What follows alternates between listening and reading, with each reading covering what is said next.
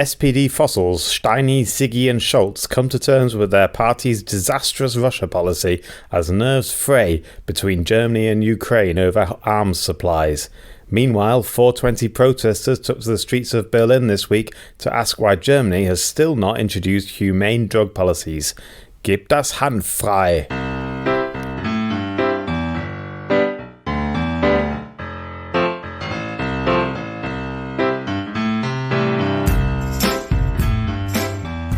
Hello everybody, it's time for another Megan's Megacan. I'm Megan, I'm here in Berlin with the lovely Konrad Werner. Hello. Hello. How are you today? I'm very well. I'm older. It's a very special day to everybody. It is Konrad's birthday. Oh. Yay! Thank you. Which I didn't forget about, I just forgot it was today. Because we're celebrating it on a different day. No. And then I got very confused. Yeah, but luckily I remembered. Yeah, you were messaging me earlier. And for ages. And you didn't mention anything. And I thought, oh, she's forgotten. And I thought I was going to tell you during the show. And then just to see it might have backfired on me. You might have just said, oh yeah. No, hopefully you know me well enough to know now that I would have been absolutely horrified. You might have got the most horrified reaction out of me yet. But you actually remembered on the way here. Happy birthday and many happy returns, whatever the hell that means. Good. Yeah, I think it just means hope you don't die soon, doesn't it? Oh, God. I think that's what happy returns are. Yeah, maybe. I don't know. Like you have, may you have more birthdays. That's weird. Well. It's really weird because like my grandparents on my dad's side, who said weird stuff quite often, they used to always say that, like when you were a child. Oh yeah. Many happy returns. Well, in Poland, do you know what the Polish happy birthday song is? No. It is 100 lat, which means 100 years. Oh. So they sing 100 years to you. Oh, well, that's nice. I thought it was going to be, don't die soon, don't die soon. No. They sing all right, like 100 I'll take years. that. Well, I'm very happy that it's your birthday. I'm also happy that I managed to remember that before I actually saw you. In other very exciting news, we have some lovely people who have given us money on Patreon, which I can barely believe. Yeah, this is very exciting. And we would like to thank them. Yeah, we've got to thank. We have 6 patrons now on I feel Patreon. like William Shakespeare. We are. We're like as you said. The show can go on. Tudor playwrights. Yes. with benefactors who pay for our bread. I don't know how it worked in the old days. Something like that. Maybe we'll have to write them a sonnet or something. Anyway. Yeah, sounds good. Yeah, we should thank them. So we want to thank Glenn, Matthew, Neve, Hannah, Jan and Theo. Thank you all guys so very much. Yes. And some people also sent some very lovely messages, which was really lovely. I'm like genuinely quite touched. Honestly, quite surprised. Well, it's a bit more pressure now. Now we have to take this seriously. Genuinely, now we know. anytime I find out that someone listens to this that I don't know, I'm like, what? which is great. But thank you very very much. So yes, we have a Patreon now. If you would like to stand us the cost of some megas every month, you are more than welcome to. And also, if you don't want to do that, that's also fine. You can keep listening. Yeah, obviously, yeah. Our dulcet tones are not going anywhere. And neither are Megacans. Hooray. It's time to drink. I've got the classics, JD and Cola, and you have 2, which was kind of by accident, but also perfect because it's your birth. That is great. I feel like an aging rock star. It's the kind of thing they would drink. You're definitely going to feel like an aging rock star after 2 Megacans. That is exactly the feeling that it is. Are you really going to make me drink 2 of these? No. Okay. But only because I know that like 2 Megacans in a row before your dinner is irresponsible. However, if you do your usual trick of slaking that down in the first third, then probably. Okay. It's up to you. I don't know. Well, I'll see how I go. Okay, I have just eaten quite a lot of chocolate for Easter. So I'm already full of sugar. Cheers. Jesus. I like am to I so get bad at this? Oh into- God, I've just put it all over your chair. Oh, lovely. Oh. That set me up. That has. Just the first sip. Always, whenever I have a JD and Cola one, which is the like OG Megacan, I always think of the first Megacan I ever had, which was in the queue for the former, at that time it was called Bar 25. I can't And yeah, remember. my first ever Megacan, I remember opening it taking a couple of sips, and being like, this is the most disgusting thing I have ever tasted. I cannot finish this. And just leaving it on the floor. Oh. What a fool I was. But also, you can't give up on the things that you love. Sometimes you don't even know that you love them until it's too late, and you might be slightly addicted to them. I can't even remember my first Megacan. It was probably with you. Anyway. But I like the fact that you can remember it. I like the fact that it left such an impression on you. Horrible experience. Like, right. Yeah, I think I just want to always just talk about megas, and I'm hoping maybe like if we ever do like Patreon content, we should just do no news and only like Megacan tasting notes, because I can't take any more of the news. We could get a big rack of different Megacans and then like a tasting flight. Yeah, a tasting flight. Yeah. So let's get on with the news. Oh, God. What have you heard this week has been going on with Germany? So I actually Germany is not very... know more things because I was preparing for my Goethe Institute exam, which I had this morning. So please, everyone, cross your fingers. Yeah. I feel like it went okay. I only need 60%. Let's press our thumbs and cross our fingers. So I do actually know quite a lot of the news that's been happening. SPD coming under a lot of, well, ironically, not a lot of flack, because they're not in Ukraine, are they? They're just sitting around not sending schwere Waffen, heavy weapons, and people are pissed off about this. Yeah, and especially the SPD part of the government, and especially, well, there's one thing is Scholz, the Chancellor, and then there's Frank-Walter Steinmeier, who is the president, and there's a former foreign minister called Sigmar Gabriel, who also a former leader of the SPD, and they've all come under fire. Again, not literally. No. So we don't want to, I just think it's, oh God, yeah. There've been lots of criticism of them because of various things, but it all started last week. Well, this particular phase of the diplomatic spat started last week when Frank-Walter Steinmeier was on a trip to Poland, meeting his counterparts from Poland and Lithuania. He was going to go on to, this is what he says, he said he was going to go on to visit Kiev, and then he kind of came out, and it was like a routine diplomatic trip in Warsaw. You know, the German president doesn't really have to do very much. He doesn't really have a lot of decision-making power. So it's purely like, you know, showing solidarity kind of thing. And then he came out and said in a statement to the camera, he said, I was led to believe, or I believe that my trip to Kiev was not wanted. So he didn't go on because they were all going to go together, him and the Polish president. They were all going to go to lads trip to Kiev, and then Kiev was like, got the door Barkheim, and we're like, you find you, no. So Steinmeier said he was like uninvited. This caused that, which is quite a big thing because Germany considers itself quite an important country, and everyone wants to go to Kiev to show solidarity. A lot of people, Boris Johnson was there, and different countries are trying to show solidarity with Ukraine. Yeah, so and then he kind of he was uninvited. And then that caused a bit of a spat, and then Ukraine denied it. Then I haven't heard this bit.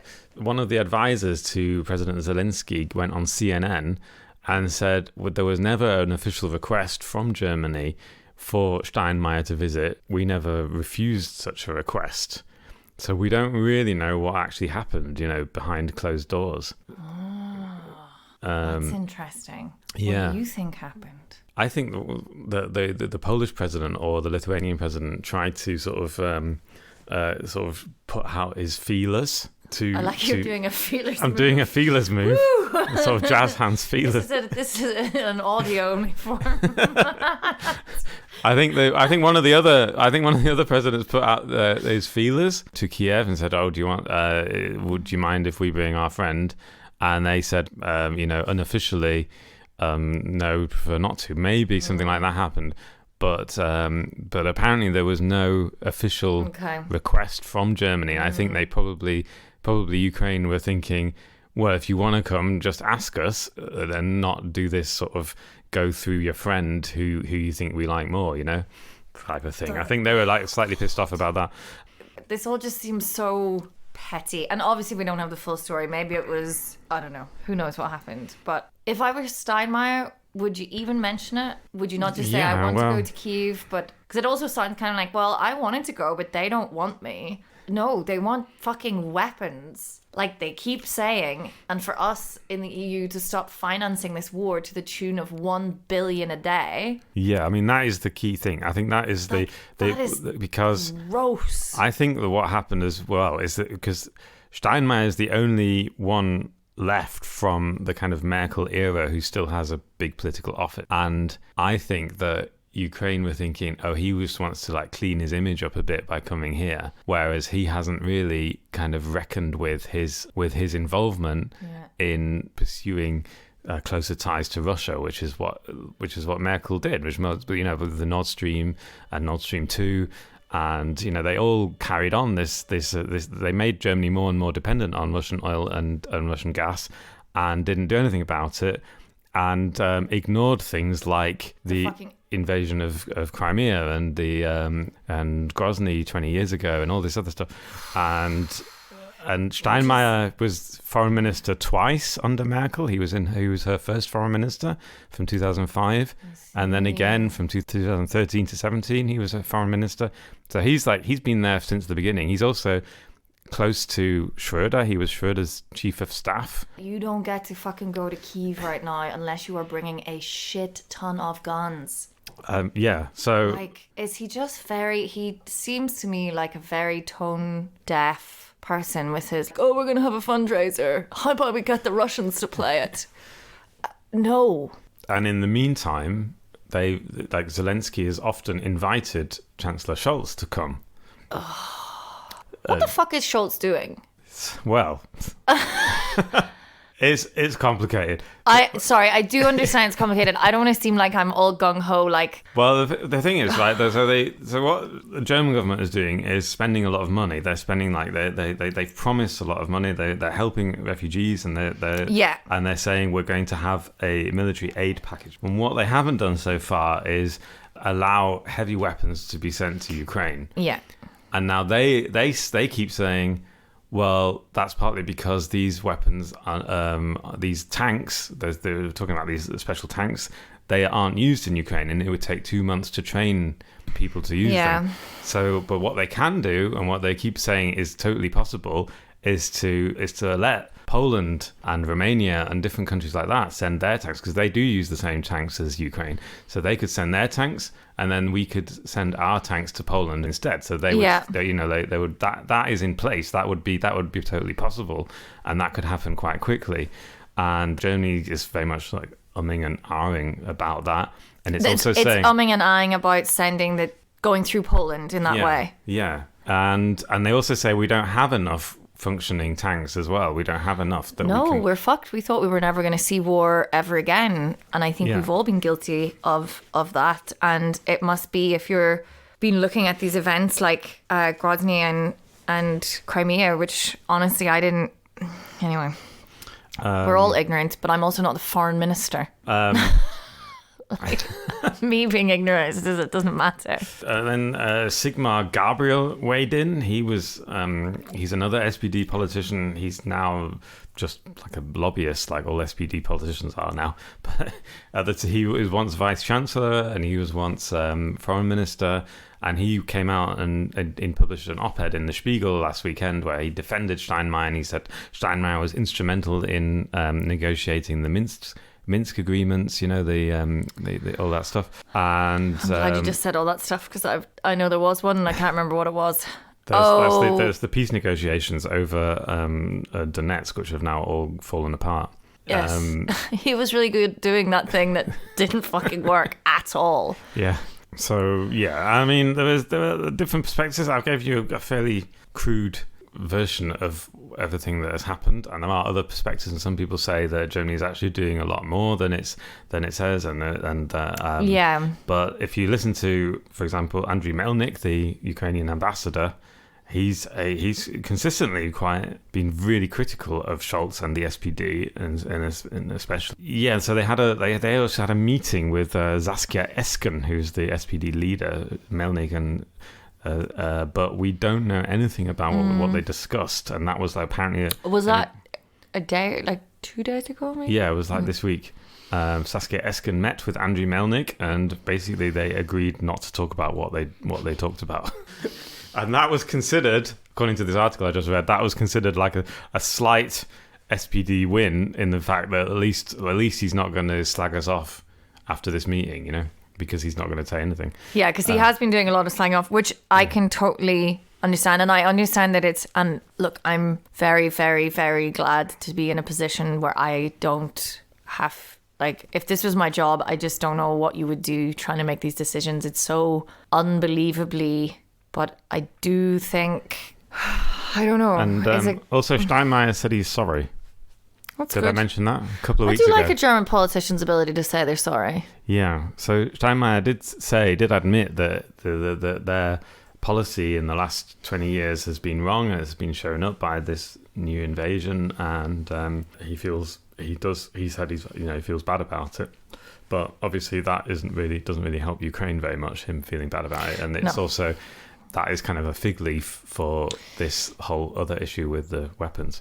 Yeah. And I think it's also maybe worth mentioning that, like, it does seem to be that even people who've been covering that kind of area, like journalists and like political analysts, they were very surprised by the nature of what's happening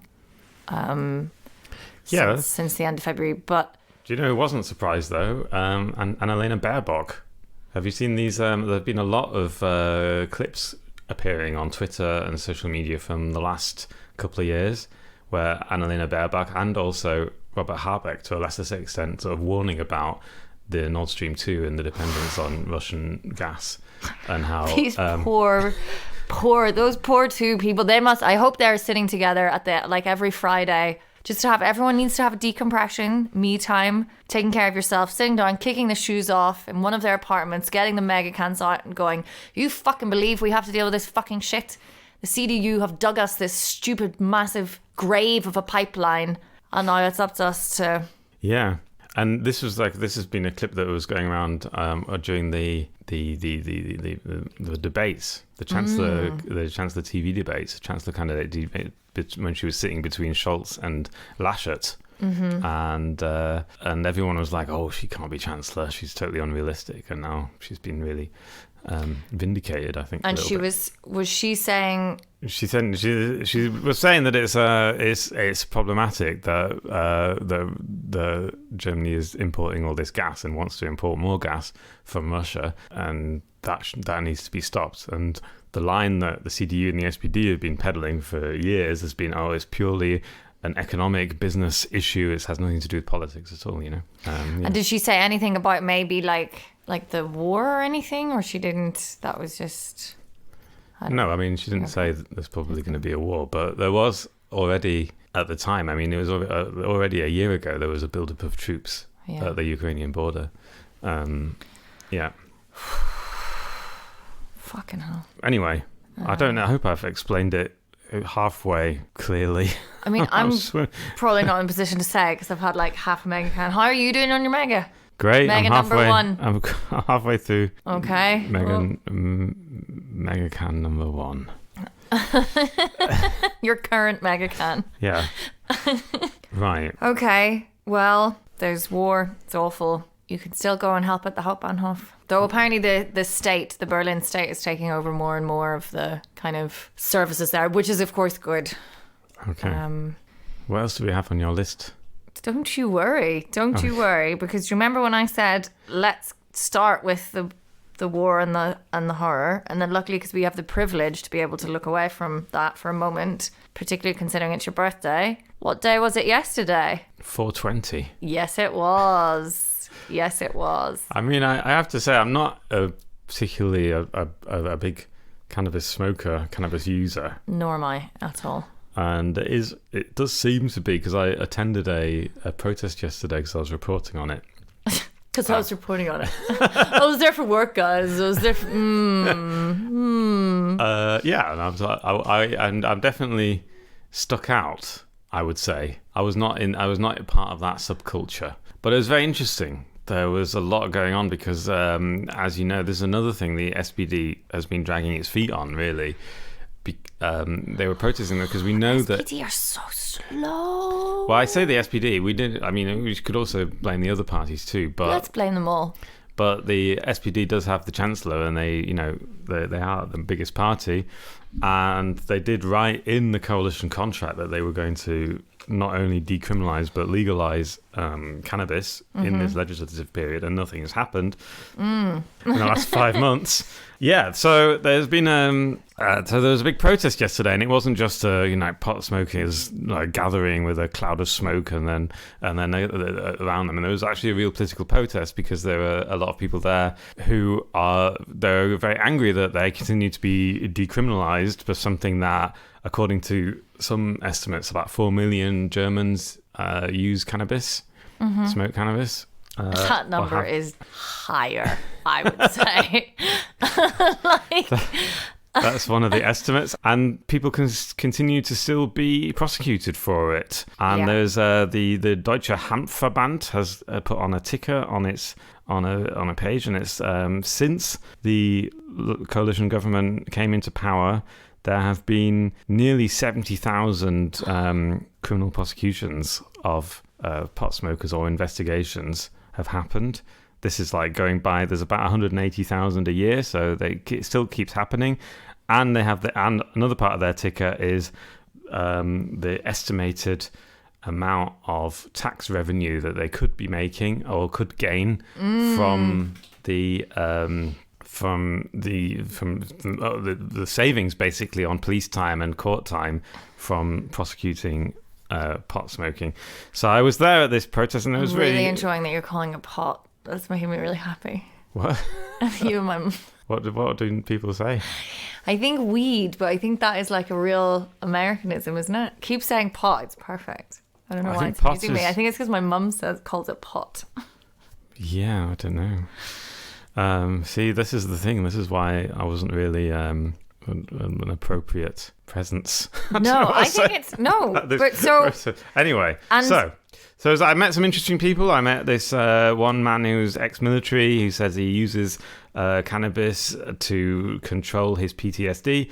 And also I met a former police president in the town of Münster, who is now the president of the German branch of an organization called LEAP, which is Law Enforcement Against Prohibition. It's a group of, they're basically police officers and lawyers who want to decriminalize drugs in general, and especially cannabis. And they were saying, this is something that could be done overnight. So I also got a statement from the government, the government drug commissioner, and he said, we are working on it, but this is something that takes a long time because a lot of different ministries have to contribute to another draft law that has to be brought into the Bundestag. And the slow wheels of the grinding cogs of government. Yeah. But what the protesters were saying yesterday was but the Green Party has already presented a bill to Parliament and had it defeated in the last few years. Now there's a majority of it. It's already there. Get that bill. Gussy it up a bit. And even if full legalization will take a long time, which it probably will, because it would involve setting up all the stores. You need to have licensed stores and everything that you have in America. I think about 18 states in America have legalized cannabis now. I went to one yes, to try it out just to see what it was like. But anyway, the point is that takes a long time, but decriminalization would be very quick. All they have to do is say it's legal to use marijuana and to have it on you in whatever amount, and that could do, and then nothing could happen to you, and that would save a lot of police time. Yeah. And according to at least one study, the state could stand to make 4.7 billion euros a year through savings on police time and court time and tax revenue. Just with a stroke of a pen, basically, just by decriminalizing.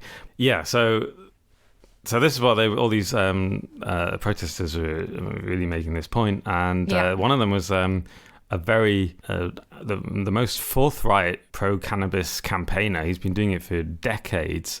He's called Andreas Müller. He's a young offenders judge in Bernau, in Berlin, in Bernau. And he's been basically...